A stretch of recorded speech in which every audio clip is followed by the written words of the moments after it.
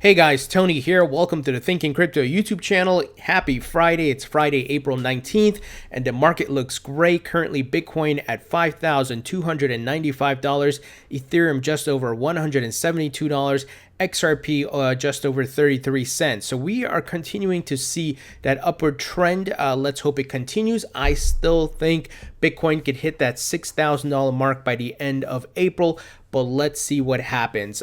We are, of course, looking for slow, steady growth, not a parabolic run up. I think we want to build some new support and resistance levels, and there's going to be corrections along the way, but we are certainly seeing a bullish sentiment in the market. I'm not saying we're in a bear market, a bull market yet, but it is certainly trending that way. I think we're headed towards it.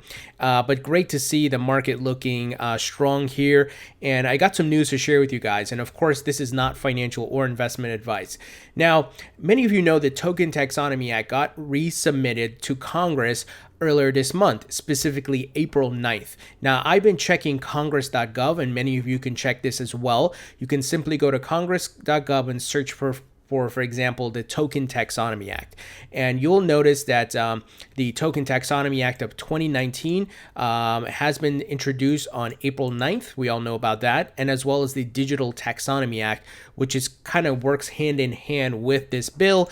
I did a video explaining both, if you guys recall, but they are both now live on the site. The week of the introduction of the new updated bills, they were not on the site. Even the following weeks, I think the folks at the government are a bit slow to update these things, but it has all the information here, and that is updated for 2019. It has been introduced, dated April 9th, but also all of the new co-sponsors, which is big. It includes bipartisan support, both Democrats and Republicans. So actually 3 Democrats and 2 Republicans. So we have Darren Soto, Josh Gottheimer, Ted Budd, Tulsi Gabbard, and Scott Perry, and of course Warren Davidson. So great to see that these bills are in place. I'm going to keep a close eye on this just to make sure, we keep on top of it and what's happening. And let's hope it moves fast. It needs to pass the House, then pass the Senate, then to the president, and then become law. So I'm hoping this goes smoothly and there's no issues. And here you have the Digital Taxonomy Act. It does not have the same amount of co-sponsors, but it doesn't necessarily need that because it's not as big as the Token Taxonomy Act, right? But it works hand in hand here. It complements the Token Taxonomy Act. And this, it was introduced by Darren Soto as well and co-sponsored by Warren Davidson. So those 2 gentlemen, shout out to them and certainly thank them on Twitter because they are active on Twitter for the hard work that they're doing. But it's just great to see that this bill, the Token Taxonomy Act, is getting bipartisan support with more co-sponsors. So like I said, guys, you can bookmark this and check on it, on the Congress.gov. But it's a good way to keep, an eye on this because this is very important for the future of the market, especially within the United States, which is like the biggest capital market on the planet. And we want to get a lot more money. We want to get more adoption. And this bill is going to help do that. Now, speaking of politicians and so forth, many of you are aware of presidential candidate Andrew Yang, who's a Democrat. And he's not your typical Democrat. I don't want to get into politics, but he's very much of a futurist. He's looking at how we can bring realistic, common sense solutions to problems and not looking to scapegoat specific people or things. He's saying, looking at technology and how we can adapt to that in the future, because I think the technology has moved very fast around the world and in the United States. People have been left behind because technology has moved very fast with automation and so forth. But anyway, he is pro-crypto. He is a pro-crypto candidate. And what he has done, guys, he has called for clear guidelines on crypto. And what he has done also on his website, Yang 2020, he has outlined information on that crypto/digital asset regulation and consumer protection.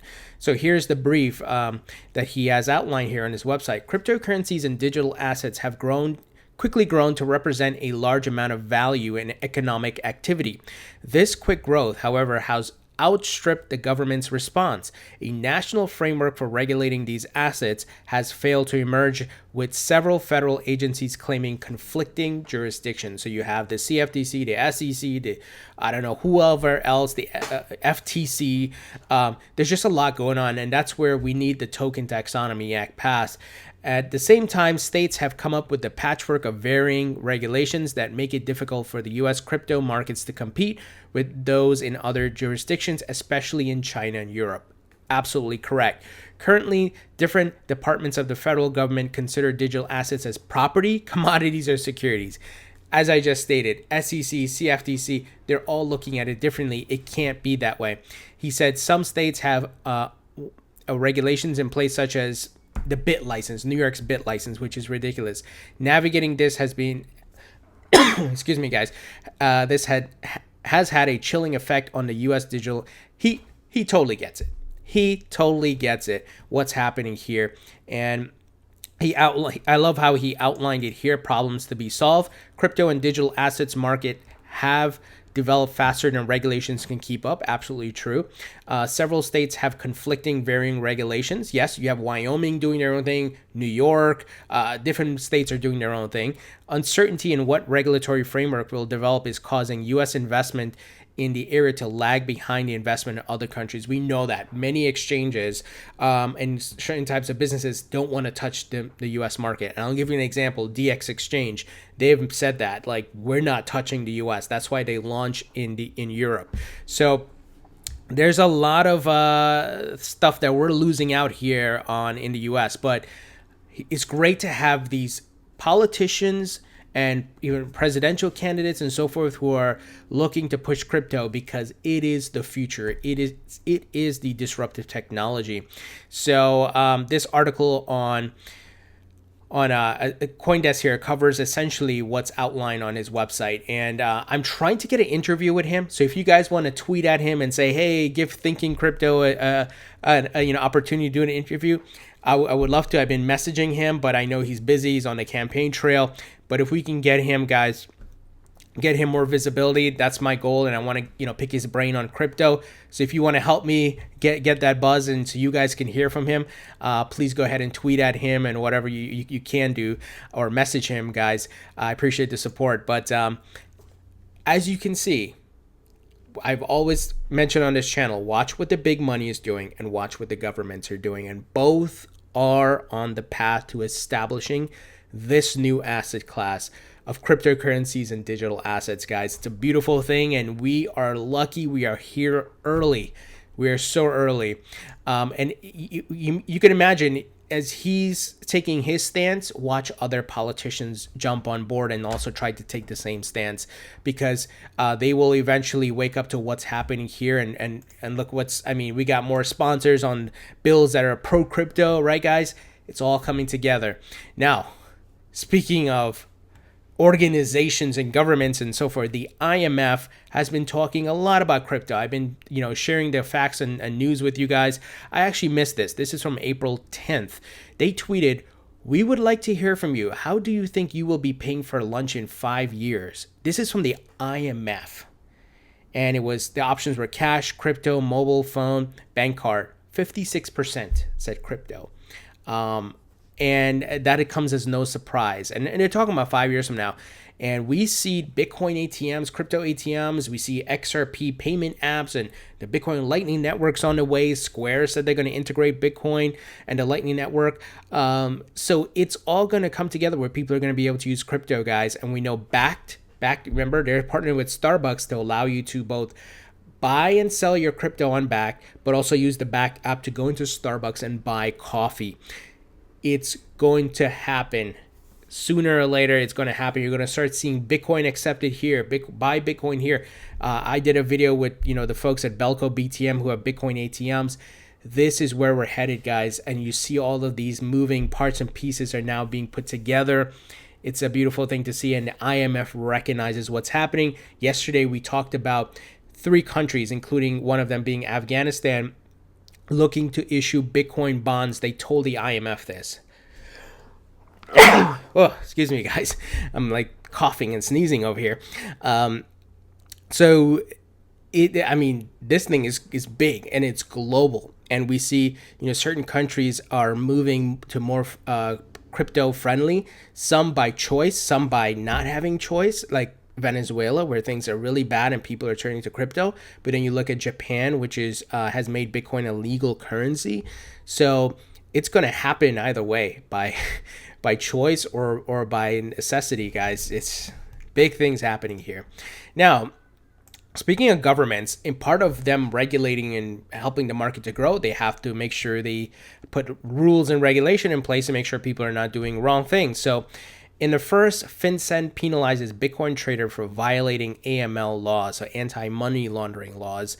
The Financial Crimes Enforcement Network has, for the first time, penalized what it dubs a peer-to-peer cryptocurrency exchanger for breaking anti-money laundering rules. The U.S. regulator announced Thursday that California resident and cryptocurrency trader Eric Powers failed to comply with the Bank Secrecy Act's registration and reporting requirements during 2012 to 2014. So this doesn't come as a surprise. I think if you're doing any type of financial transaction on any type of level, I think there needs to be AML and all of these respective things in place, because the government's going to want to know what are people using the crypto for. Is it illegal activity? So this, even though it on its face may seem like something negative, it's not. You can't have, well, you can't have, say, government give us rules and regulations and then say, well, they can't enforce certain aspect of it, right? They have to, because people are, the same way they use fiat, the same way they use any other currency, will use crypto. Some will for bad things. That's the world we live in, right? So I don't see this as a problem, but it speaks to where we're headed, guys. This crypto is a top priority. Finally, Central Bank of China will turn renminbi into cryptocurrency, Donald Tapscott claims. Executive Chairman of Blockchain Research Institute, Donald Tapscott, said in an interview with Bloomberg that he believes renminbi, the official Chinese currency, will become a cryptocurrency in the future. This is no different from what we heard about the Federal Reserve and central banks talking about issuing digital versions of fiat.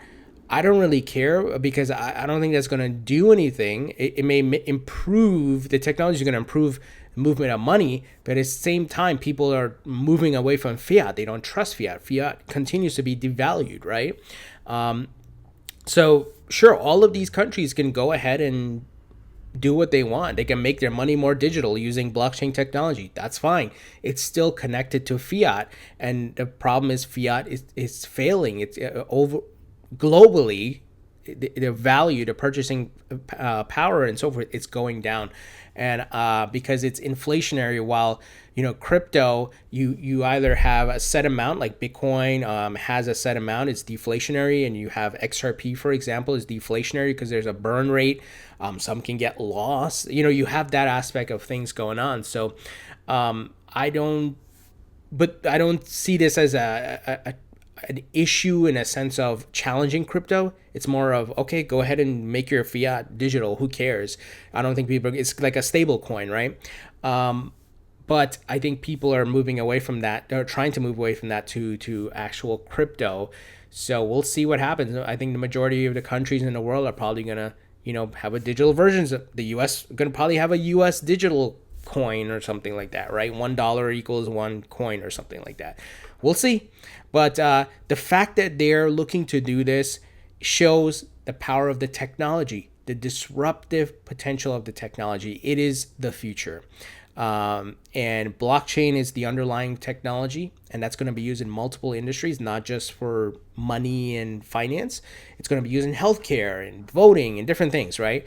And then, of course, cryptography or cryptocurrency, that aspect of it is going to be disruptive to currency. So this is the future, guys, and we are here early. Count yourselves lucky. But what do you think about this news, guys? Great to see the Token Taxonomy Act here getting more co-sponsors, and we can track it very easily on Congress.gov. Andrew Yang doing some great things here, and he is pro crypto. And like I said, I expect to see more politicians be more pro crypto as well. Those who are against it are dinosaurs. They don't get it, and it's probably going to be some of the older folks. Andrew is, I'm not an ageist by any way. I'm just saying, for the most part, there are some older politicians who have an open mind and understand the future and where we're headed and not looking backwards, right? But Andrew Yang being a younger guy, I think he's going to be more pro crypto. So guys, what do you think? I want to hear your thoughts. Leave your thoughts and comments below. Thumbs up if you like this video. Please subscribe if you haven't already. Don't forget to follow me on Facebook and Twitter. The link's in the description. Thank you for your support. Thank you to my Patreon supporters, and I'll talk to you all later.